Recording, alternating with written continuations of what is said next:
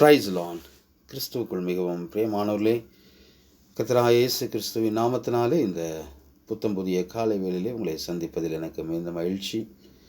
கர்த்தர் தாமே உங்களை ஆசீர்வதிப்பாராக. இந்த நாள் உங்களுக்கு நன்மை நாளாய், ஆசீர்வாதத்தின் நாளாய், வெற்றியின் நாளாய் அமைவதாக. எனக்கு மிகவும் பிரியமானவர்களே, இன்றைய தினத்திலும் கூட நாம் தேவனுடைய வார்த்தையாக தியானிப்பது, வாசியுங்கள் நீதிமொழிகள் 21:6. பொய் நாவினால் பொருளை சம்பாதிப்பது சாவை தேடுகிறவர்கள் விடுகிற சுவாசம் போல் இருக்குமாம். ஹல்லேலூயா.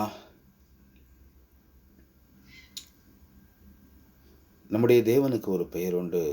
அவர் சத்தியமுள்ள தேவன்.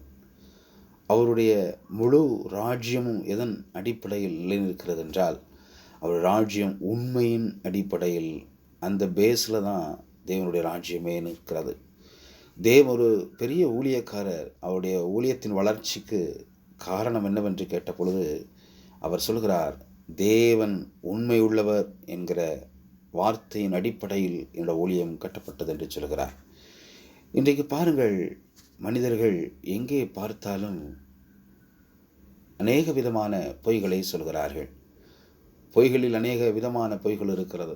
கருப்பு பொய், வெள்ளை பொய், ஏகப்பட்ட பொய்கள் இருக்கிறது.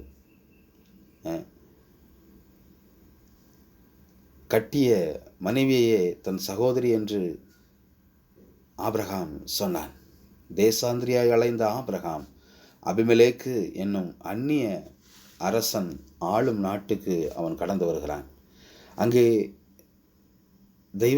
தெய்வனுடைய பயம் இல்லை என்கிறதுனாலும், தன்னுடைய மனைவி சாராள் அழகுள்ளவள் என்பதாலும், தன் சாராளின் கணவன் என்றால் தன்னை கொன்று மனைவியை வென்று விடுவார்கள் என்று பயந்து அவன் பொய் சொல்கிறான்.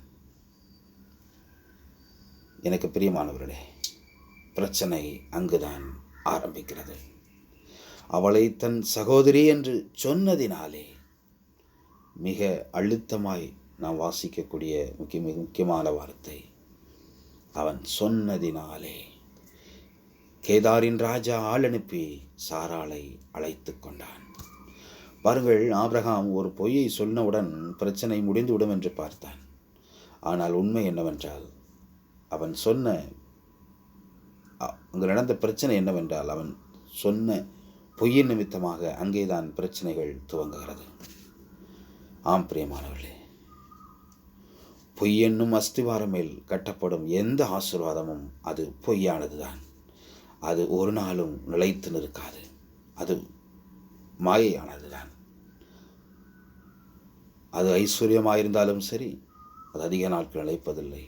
அல்லது பொய் சொல்லி அதன் மூலம் ஒரு சண்டையை நிறுத்தி சமாதானத்தை ஏற்படுத்தினாலும் கூட, அந்த சமாதானமும் சற்று காலமே நிலை நிற்கும். பின்பு அந்த பிரச்சனையில் 100 மடங்கு அதிகமாக பிரச்சனையை கொண்டு வந்துவிடும்.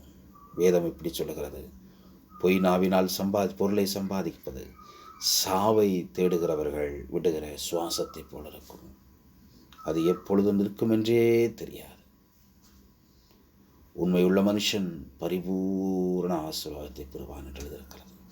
கர்த்தரின் ஆசீர்வாதமே ஐஸ்வர்யத்தை தரும், அதனோடு அவர் வேதனையை கூட்டார் என்று எழுதப்பட்டிருக்கிறது.